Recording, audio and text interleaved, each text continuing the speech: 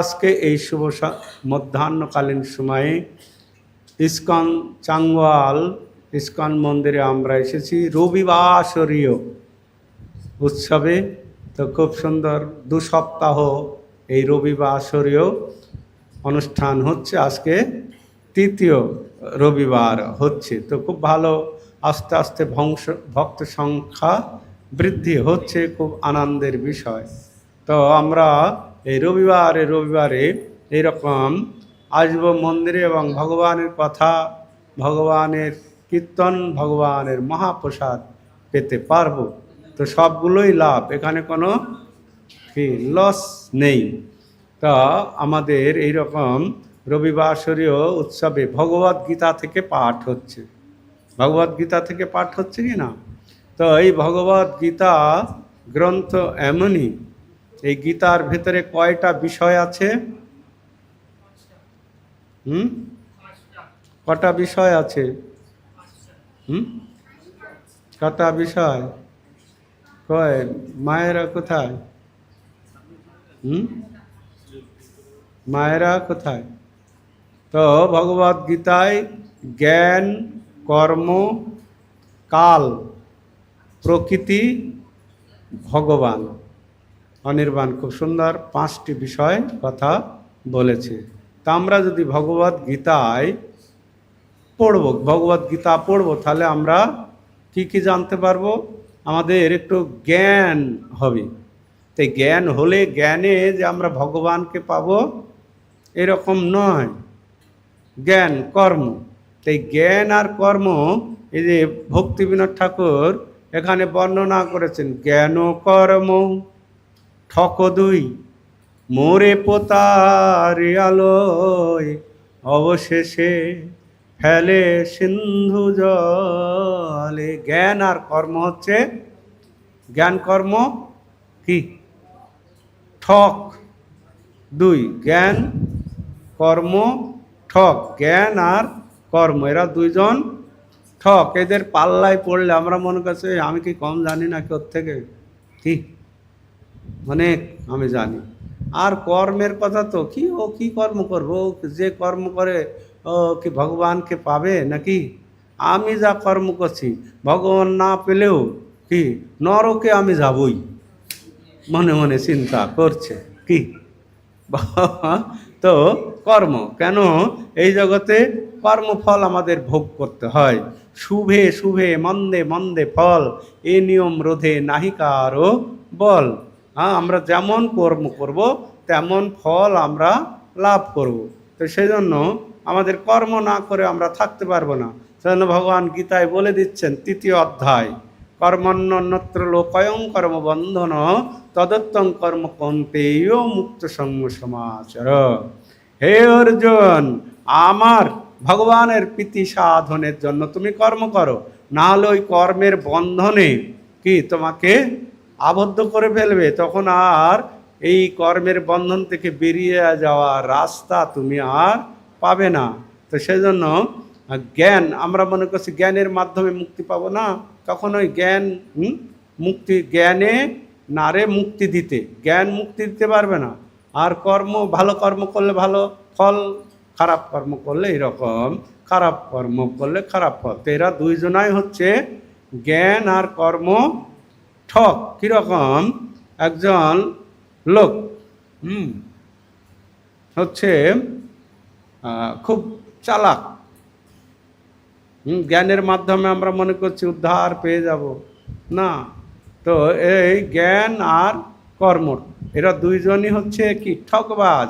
ঠকবাজ চেনেন? ঠক, ঠক কাদেরকে বলে?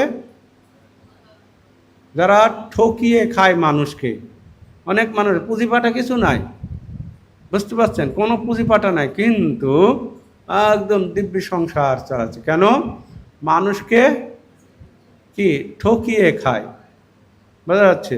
তো এরকম একজন ঠক, তো সেই ঠক কি করছে না, সব জায়গায় এরকম ঠকবাজি করে, ঠক। তো এরকম 3জন ঠক এক জায়গায় যুক্তি করেছে। ওরা একা একা আবার ঠকানো যায় না মানুষকে, বোঝা গেল? একা একা ঠকানো যায় না। একটা গ্রুপ, যেমন পকেট মার আছে, দেখে পকেট মার শুনেছেন? তো একা একা পকেট মারা যায় না, ওই হয়তো ধরেও ফেলেছে, এই ওরা এসেই এই কি হলো কি হলো, এই দেখুন এনে এনে আমার পকেটে হাত দিয়ে দিয়েছে, টাকা বের করে, তাই হারাম দাদা মার মার, ওরাই মার, ভাগ এখান থেকে, শালা এখানে এসছে পকেট মারতে, বের করে নিয়ে। তো এরা মনে করে সত্যি তো, মেরেও দিল থাপড়, কিন্তু ওদেরই লোক।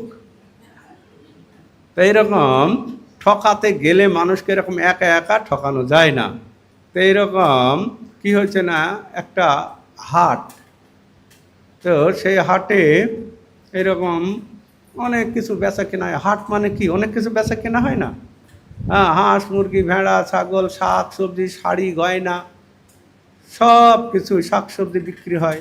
তো এইরকম হাটে যায়। তো এইরকম একটা চোর, তো সে এই না, একটা লোক এরকম একটা গ্রামে বাড়ি তার, সে সাধু মানুষ, একদম লাল কাপড় পরা, মায়ের ভক্ত, বুঝতে পারছেন? মায়ের ভক্ত। তো তো সেই আমাবস্যায় কি করে, হ্যাঁ, যেখানে বাঙালি সেখানে মা কালী, সেখানে হয় পাঁঠা বলি। বোঝা গেল? যেখানে বাঙালি সেই জায়গায় থাকবে মা কালী, আর ওইখানেই হবে পাঁঠা বলি। তো এখন সেই বাবা, সাধু বাবা একদম বাজারে গেছে, আমাবস্যা তো সামনে, তো মনে করে যাই একটা নিয়ে আসি। তো গিয়ে খুঁজে খুঁজে বেশ একটা নাদুস নুদুস একটা, বেশ এত বড় উঁচু, বুঝে গেল, একদম পাঁঠা নিয়েছে। তো নিয়েছে, তো এটা খেয়াল করছে এই হাটেই তিনজন ঠক, ঠিক আছে এটাকে নিতেই হবে যা করে হোক। তো এইরকম তিনজনা যুক্তি করে তিনজনা তিন জায়গায় দাঁড়িয়ে গেল। ধরুন ওই বারভিট থেকে শুরু করেছে, হাট হচ্ছে ওই খড়গপুরেও হাট হচ্ছে, ওই বারভিটের কাছে ওখানে একটা রাস্তার ওখানে চায়ের দোকানে এক ঠক বসে আছে। তো বসে থাকলে তো তখন ওই বাবা নিয়ে আসছে, কি পাঁঠা নিয়ে আসছে, কিনে টানতে টানতে নিয়ে আসছে ওই জায়গায়। তো তখন এক ঠক বসেছে, ও সাধু বাবা, সাধু বাবা কী রে, কী হয়েছে, কোথায় গিয়েছিলেন? বলছে হাটে গিয়েছিলাম। কি হাটে কি? বলছেন কেন, দেখছিস না যে পাঁঠা কিনতে সামনে আমাবস্যা? আপনি কুকুরের হাটে গিয়েছিলেন নাকি? আপনি ছাগলের হাটে ঢোকেননি মনে হয়। কেন রে? বলছে যে তো আপনি কী নিয়ে যাচ্ছেন? বলছে কেন, পাঁঠা নিয়ে যাচ্ছি। বলছে তো আপনার মাথা খারাপ হয়ে গিয়েছে, আপনি কুকুরের বাচ্চা কিনে নিয়ে যাচ্ছেন, এটা তো কুকুর। তখন ধট আরামদাদা কুকুর, আমি 1200 টাকা দিয়ে এটা কিনলাম, তখন 1200 টাকায় ভালো দাম ছিল, 1200 টাকা দিয়ে কিনলাম, মায়ের বলি হবে, তুই বলছিস কুকুর বাচ্চা, হাট হাট এখান থেকে। তো আর একটু আস্তে আস্তে এই যে এখানে, যেখানে যে সুভাষ বোস দাঁড়িয়ে আছে, কি জায়গা, হ্যাঁ শীর্ষি, ওইখানে চলে এসে ওখানে এক ঠক চায়ের দোকানে বসে আছে। হ্যাঁ, তো দেখছেন, ও সাধু বাবা কী রে, কোথায় গিয়েছিলেন? বলছে এই তো হাটে গিয়েছিলাম। হাটে কী করতে গিয়েছিলাম? শাক সবজি কিনতে নাকি?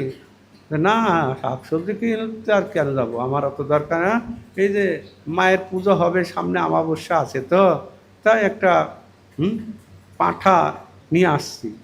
তখন পাঁঠা তাকাচ্ছে এরকম, কোথায় পাঁঠা, কোথায় নিয়ে যাচ্ছেন আপনি? এ তো কুকুরের বাচ্চা,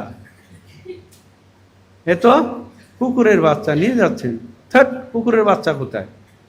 আমি কিনে নিয়ে আসলাম, বলি হবে আর তুই বলছিস কুকুরের বাচ্চা? হ্যাট, তোর মাথা খারাপ হয়ে, না ঠাকুর মশাই, আপনার মনে হচ্ছে গাঁজা টাজা বেশি খেয়েছেন নাকি? মায়ের ভক্তরা আবার একটু অনেক কিছু পান করে, ধূমপান, তারপরে আরও কত কিছু, তো বেশি খাওয়া হয়ে গেছে নাকি? বলছে না রে, আমি আজকে ওইসব খাইনি। হ্যাঁ, এখন যাবো মন্দিরে, যাবো চান টান করে বিকালের দিকে একটু খাবো। তো কুকুরের বাচ্চা কেন নিয়ে যাচ্ছেন? লোকে কি বলবে, সাধু মানুষ আপনি এরকম কুকুর ধরে নিয়ে যাচ্ছেন, কার কুকুর তার ঠিক নাই, হ্যাঁ আপনি কুকুর, আরে না রে কুকুর না রে। তো এরকম বলছে, মনে মনে ভাবছে, ওইখানে একটা লোক বলল কুকুরের বাচ্চা, ইনিও বলছেন কুকুরের বাচ্চা, তাহলে কি কুকুরের বাচ্চায় নাকি পাঁঠার বাচ্চা আমি নিয়ে যাচ্ছি? মানে মনের ভিতরে একদম ঘুম ধরে গিয়েছে, বুঝতে পারছেন? দুইজন বলে ফেললো, আর আস্তে আস্তে এইখানে আপনাদের সাংওয়ালে এসে আর একজন বসে আছে। ও সাধু বাবা, দেখছে দুজনা কাজ হয়নি, এইবার এ ধরেছে। কোথায় যাচ্ছেন? বলছে মন্দিরে যাচ্ছি রে। মন্দিরে যাচ্ছেন তো সঙ্গে কি নিয়ে যাচ্ছেন? আপনি ব্রাহ্মণ মানুষ, পয়তা আছে, হ্যাঁ, কুকুর ছুলে স্নান করতে হয়, জানেন না আপনি? কুকুর কোথায় রে? এটা পাঁঠা। হায় বলি দিব, পাঁঠা নিয়ে যাচ্ছে। কোথায় পাঁঠা? এ তো কুকুরের বাচ্চা। তো তখন তো ওখানে একজন বললো, এখানে কুকুরের বাচ্চা কি করে? হাত দিয়ে দেখছে, নিচে হাত দিয়ে দেখছে, না ঠিকই আছে তো। হ্যাঁ, এই এত পাঁঠা, পাঁঠা না, আপনি ব্রাহ্মণ মানুষ হয়ে এসব কি করছেন? এই কুকুরের বাচ্চা নিয়ে গেলে লোকে পাড়ায় ঢুকলে কি বলবে লোকে আপনাকে? এই মায়ের কাছে কি পাঁঠার বদলে কুকুরের বাচ্চা বলে দিবেন নাকি? হ্যাঁ, এইরকম। হ্যাঁ, এটা ঠিক। আপনি তো মাথাটা খারাপ হয়ে গেল নাকি, আমি তো বুঝতে পারছি না। তো উনি মনে করছে, যাক এখনও তো আমি গ্রামে ঢুকিনি, হ্যাঁ, তো এখন যদি আমি গ্রামে ঢুকে আর লোকজনের সামনে যদি এরকম বলে কুকুরের বাচ্চা, না আমি আর গ্রামে যাচ্ছি না। এই নিয়ে যা, খুলে দিয়ে এই ছেড়ে দিল, যা। তো যেই তাড়ি দিল, উনি তো রেগে বেগে চলে গেল যে আমি পাঁঠা কিনলাম আর বলছে সবাই কুকুরের বাচ্চা। একদম সঙ্গে সঙ্গে ওরা ধরে নিয়ে, তো তিনজনাই তো একদম যুক্ত, ওনার পেছনের থেকে এরাও আসছে, এরা আসছে, এক জায়গায় তিনজন হয়ে গেল। চল এবার নিয়ে গিয়ে, ওরা নিয়ে গিয়ে কি মজা করে পাঁঠা বলি দিয়ে খেয়ে নিল। তো এইরকম জ্ঞান আচ্ছা, জ্ঞান আর কর্ম ঠক। তা আমরা অনেকে মনে করছি জ্ঞানের দ্বারাই উদ্ধার পাবো, নয়। জ্ঞান এরকম আছে, ঠকবাজ আছে। জ্ঞান আর কর্ম হচ্ছে ঠকবাজ, এরকম কর্ম। আর জ্ঞান হচ্ছে কর্ম ঠক। আর একটা কি বললেন? হ্যাঁ, জ্ঞান কর্ম ঠক দুই, মোরে পোতার লয় লই, অবশেষে ফেলে সিন্ধু জলে। আর একজন আছে বাটপার, মোরে পোতা রয়ে লই। হ্যাঁ, তো আর একজন আছে বাটপার। এখানে বাটপারের কথা বলছেন, কি বলছেন না,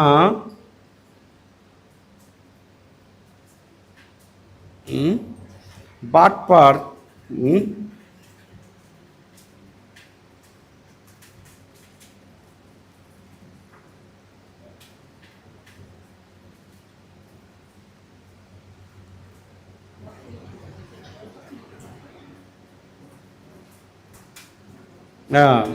কাম ক্রোধ আদি ছয়, বাটবারে দেয় ভয়, প্রবৃত্তি ও মেরতা হে খেলা। তার একটা কি না, বাটপার। এই বাটপারকে কি বলছেন?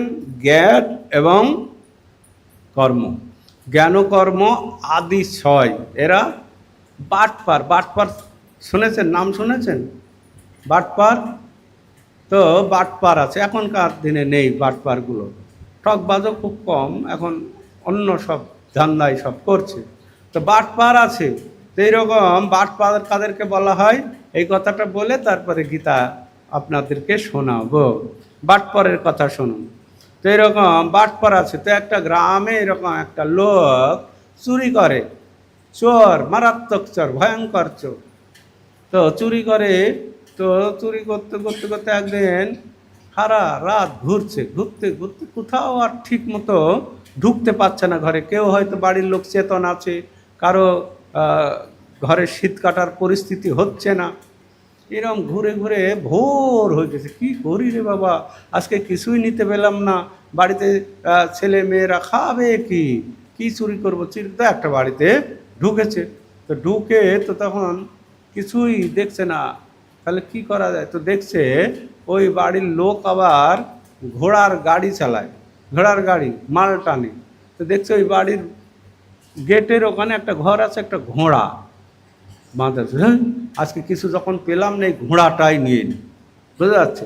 একদম ঘোড়া খুলে নিল, খুলে নিয়ে ঘোড়ার পিঠেই উঠে পড়লো। উঠে এইখান থেকে ধরুন বহু দূরে ঘোড়ার হাট আছে, গরু, হাঁস, মুরগি, ভেড়া, ছাগল হাট হয় না, ঘোড়ার হাট আছে না? এরকম বিহারে একটা জায়গা আছে হাজিপুর বলে, ওখানে হাতিও কেনা বেচা হয়, হাতির হাট হয়, বোঝা গেল? তো তো ওই ঘোড়া নিয়ে চলে গেল অনেক দূর, প্রায় 20 কিলোমিটার দূরে একটা হাট আছে, ওইখানে যেতে যেতেই হাট বসে গিয়েছে। তো তখন ওই হাটে ঘোড়াটা নিয়ে চলে গেছে। ওই লোক জিজ্ঞাসা করছে, আরে ভাই তোর এই ঘোড়াটা কত নিবি রে? বলছে 20,000 টাকা। ধর, এই ঘোড়া 20,000 টাকা, এই 7,000 টাকা দেবো। না, 7,000 টাকা, এই ঘোড়াকে একটু স্পর্শ করে চলে যাও, ঘোড়া তোমাকে কিনতে হবে না, ওই বাড়িতে একটা গাধা কিনে নিয়ে যাও, ঘোড়া কিনবে 7,000 টাকায়। মানে চোর তো কথায় কম নাই। তো এইরকম আরও একটা লোক এসে বলছে, আরে ভাই ঘোড়া কত দাম রে? বলছে 20,000। না, হবে না, 10,000 টাকা দেবো। না, 10,000 টাকায় তুই একটা ছাগল কিনে নিয়ে যা, ঘোড়া কিনতে এসে 10,000 টাকা দিয়ে। এইরকমভাবে বলছে। তো বলতে বলতে অনেকেই ঘোড়া কেনার জন্য আসছে। আর কেউ বলছে, আরে ভাই দে ঘোড়াটা দে, অনেক কিছু অনুনয় বিনয় করে বলে, তোকে 15,000 টাকা দেবো, দে ঘোড়াটা, আমার অনেক বিশেষ কাজ আছে, দে 15। না, আমি 20,000-এর নিচে দিব না রে ভাই। তো এখন এই আর কিনতে পারলো না। এই রকম সময় একজন বাটপার কি আর লেখা থাকে নাকি, এসে ওর কথা আবার মারাত্মক, ওই সব লোকের কথা, যেমন ঠক ওদের কথা, আর বাটপার এসে, এই ভাই ঘোড়া কোথার থেকে নিয়ে এসছো? বলছে, আরে আমার বাড়ির ঘোড়া, এখন তো চুরি করে নিয়ে এসছে, সাথে আর বলা যাচ্ছে না। কোথাকার ঘোড়া? বলছে আমার বাড়ির ঘোড়া। তো এই ঘোড়া কত নিবি রে ভাই? বলছে 20,000 টাকা হলেই দেবো। শালা ঘোড়া নিয়ে এসে বাজারে এনে 20,000 টাকা। ঘোড়া, হেই তুমি এর মালতু ফালতু কথা বলতে, ঘোড়া কোথায়? হ্যাঁ, আমি ঘোড়াতে চড়ে বাজারে আসলাম, আর তুমি বলছো ঘোড়া। তো ঘোড়া নাই যে চলতে পারে না, তো দেখা চলছে ওই রকম করে কি আর ঘোড়া বোঝা যাবে ঘোড়া না ভালো? তো কী করে ঘোড়ায় চেপে দেখতে হবে। তো এখন বলছে তাহলে চাপো।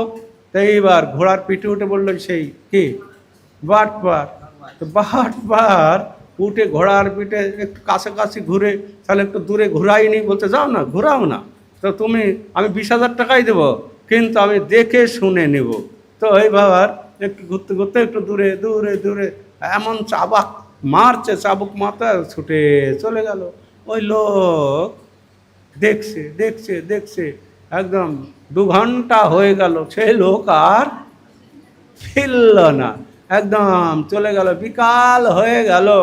আর ওই যে লোকগুলো কেউ 10,000 বলেছিল, কেউ 15,000, এইরকম কেউ 7,000, ওরা এসছে। সোলার ভাই তোর ঘোড়াটা কত দামে বিক্রি করলি রে? বলছে, আর ভাই বলিস না, ওই যে দামে কিনেছিলাম ওই দামেই বিক্রি করে দিলাম। মানে ও তো কিনেনি, কি ও কিনেছিল? হ্যাঁ, তো কেনেনি, তাই এখন তো আর বলতে পারে না কি সত্য কথাটা। তখন কি বলছে, আরে ভাই ওই যে দামে কিনেছিলাম ওই দামেই দিয়ে দিলাম, এখন ঘর যাচ্ছি। তা এরা হচ্ছে বাটপার, এই চোরের ওপরেও কি করলো বাটপাড়ি। তো আমাদের এই সমাজে এইরকম, আমরা যতই চালাক হই, এই চালাকের উপরেও আরো অতি চালাক আছে। সেই জন্য শিল প্রভুপাদ বলছেন, এই জগতে ধোকা দেনা বেলা বহুত হ্যায়, আর ধোকা খানে বালা বহুত হ্যায়। ধোকা দেনে বেলা বহুত হয়, ধোকা দেওয়ার জন্য মানুষ ঘুরছে, আর ধোকা হবে, কবে হবে ধোকা? আমরা কাল খেয়েছিলাম ধোকা, এত সুন্দর বানিয়েছিলেন মেদিনীপুর শহরে, এইরকম বড় বড় পিস, এইরকম। হ্যাঁ, 1 চামচ ধোকার ঝোল হবে, আর একটা ধোকা হলেই খাওয়া হয়ে যাবে, বুঝতে পারছেন? ওই ধোকা এই ধোকা নয়। হ্যাঁ, ধোকা দেনেবেলা বহুত হয়, খানেবেলা, এই জগতে ধোকা দিচ্ছে মানুষ, আর মানুষ ধোকা খাচ্ছেও। ধোকা দেনাবেলা বহুত হয়, আর নিজেকে মনে করছে খুব চালাক। এরকম এক সময় কি ধোকা দেনাবেলা তো এইরকম একটা ভক্ত দিল্লি থেকে, এই দিল্লি কোথায়, এই যে হাওড়া থেকে বৃন্দাবনে যাচ্ছে, বৃন্দাবনে ট্রেনে টিকিট করেছে। তো যেতে তখন কিছু আবার ওই অন্য স্টেশন থেকে, বর্ধমান স্টেশন থেকে কিছু ছেলে উঠে পড়েছে, 2-3টে ছেলে, বোঝা গেল। তো ছেলে উঠে তখন তারাও যাচ্ছে, ভাই কোথায় যাবে? সাধুটা যাচ্ছে, বৃন্দাবন যাবো আমরাও।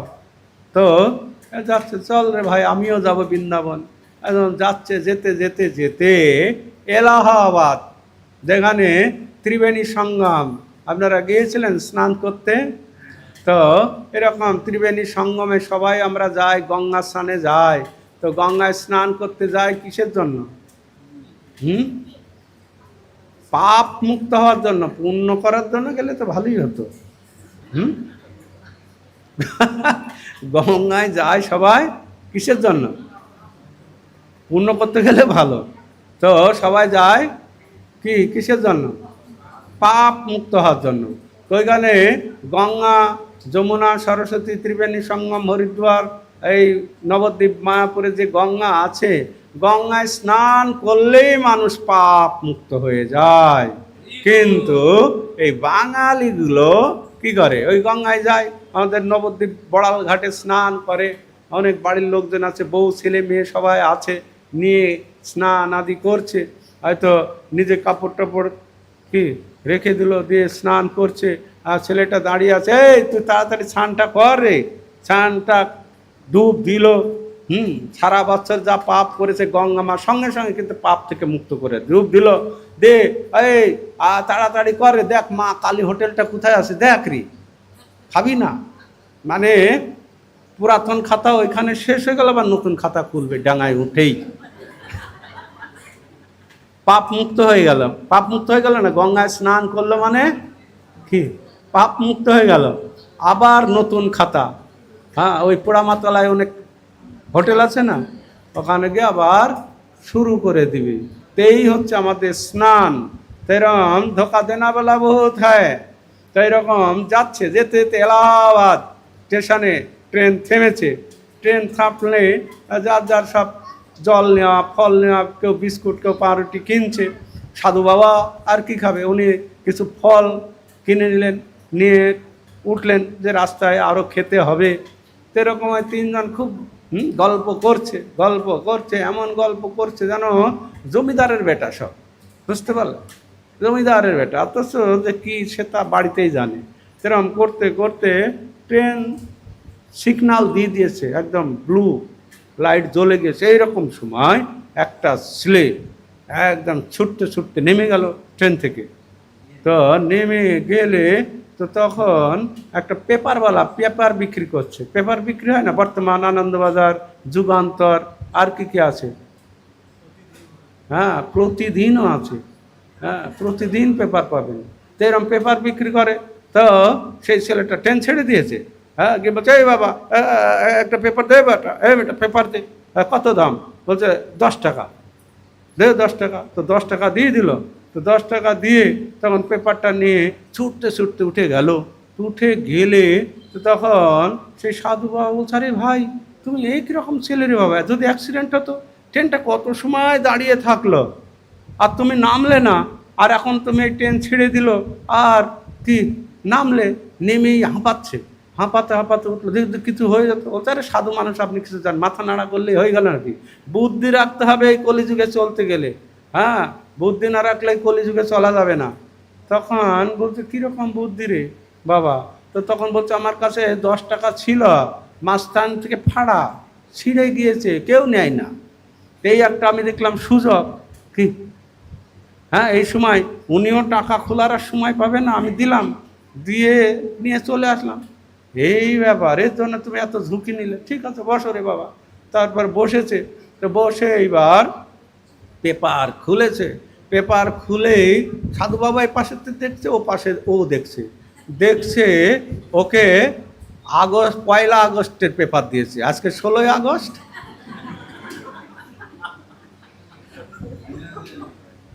বোঝা গেল? ওরও পেপার বিক্রি হয় না তো, মাঝে মাঝে এরকম পার্টি আসে। ধোকা দেনে বেলা বহুত হয়, হ্যাঁ, আর খানে বালা বহুত হ্যাঁ। তো ওই ধোকা দেওয়ার জন্য বসে আছে, আরে খাওয়ার জন্য যাচ্ছে।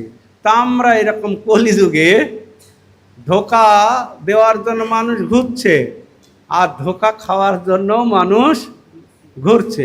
হ্যাঁ, সবাই মনে করছে আমি জিতে গেলাম, কি এই মনে করলে যাক আমার 10 টাকাটা চললো নাকি, হ্যাঁ অনেক দিন থেকে চালাতে পারছিলাম না। আর ও মনে করছে সেই পয়লা আগস্টের পেপারগুলো যাচ্ছে না, কাকে দেব? পার্টি পেয়ে গেল নাকি, ও তো আর খুলে ডেট দেখছে না, কি ডেট দেখার সময় আছে নাকি, ট্রেন ছেড়ে দিয়েছে, যা দেওয়া যাবে তাই তখন নিয়ে ট্রেনে উঠে পড়বে। তা আমাদের এই রকম অবস্থা এই কলিযুগে, ধোঁকা দেওয়ার জন্য মানুষ ঘুরছে, খাওয়ার জন্যও মানুষ ঘুরছে। ছিল প্রভুপাদ যে এদের থেকে আমাদের সাবধান হতে হবে। সাবধান না হলে, যারা অসাবধানে চলবে, তখন ওই রকম ধোঁকার পাল্লায় পড়ে যাব আমরা। তো তাই ছিল প্রভুপাদের প্রবর্তিত যে প্রাঞ্জল তাৎপর্য শ্লোক সমন্বিত ভগবদ গীতা, সেটা আমাদের পড়তে হবে। তো ভগবান শ্রীকৃষ্ণ অর্জুনকে এই গীতা কি প্রদান করেছেন। কোথায় প্রদান করেছেন? গীতা আমরা অনেকে মনে করি যে সকালবেলায় স্নান করতে হবে, স্নান করে ঠাকুরের ধুতি পরতে হবে। পুরুষ মনে করে ধুতি পরতে হবে, মালতাজিরা কাপড় পরে ঠাকুরের ঘরে যেতে হবে। আর ওই গীতা লাল শালু কাপড় দিয়ে বাঁধা থাকে, বুঝা যাচ্ছে, প্রতিদিন ফুল দেয়, ভালো। তো ওই রকম কাপড় পরে, নতুন ধুতি পরে, আসন করে গিয়ে গীতা পড়তে হবে। এইরকম ভালো চিন্তা ভাবনা, কিন্তু খারাপ না, তো শুদ্ধতা থাকে এতে, তো পড়তে হবে। এই কি হচ্ছে ওখানে? কি কথা শুনতে এসছে না হারমোনিয়াম দেখতে এসছে? তো এইরকম গীতা মানে এরকমভাবে পড়তে, ভালো চিন্তাধারা। কিন্তু গীতা ভগবান শ্রীকৃষ্ণ কোথায় বলেছিলেন? কোথায় বলেছিলেন? কুরুক্ষেত্র। কুরুক্ষেত্র এমনই একটা, কুরুক্ষেত্র ধর্মক্ষেত্র। কুরুক্ষেত্রটা হচ্ছে ধর্মক্ষেত্র।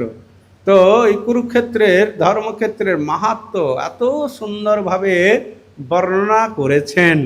এই কুরুক্ষেত্রের ধর্মক্ষেত্রটা এমনই, কেউ যদি যুদ্ধে মারা যাবে, কি সে স্বর্গপ্রাপ্তি হয়ে যাবে, আর যদি যুদ্ধে জয়লাভ করবে সে রাজ্য সুখ উপভোগ করবে।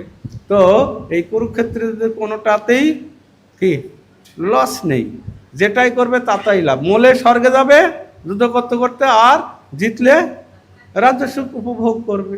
এই রকম আমাদের এই ভক্তি যোগও ঠিক তেমন। আমাদের ভক্তি যোগ, এই ভগবত ভক্তি এমনই, এটাই কোনো লস নেই, কোনো লস নেই।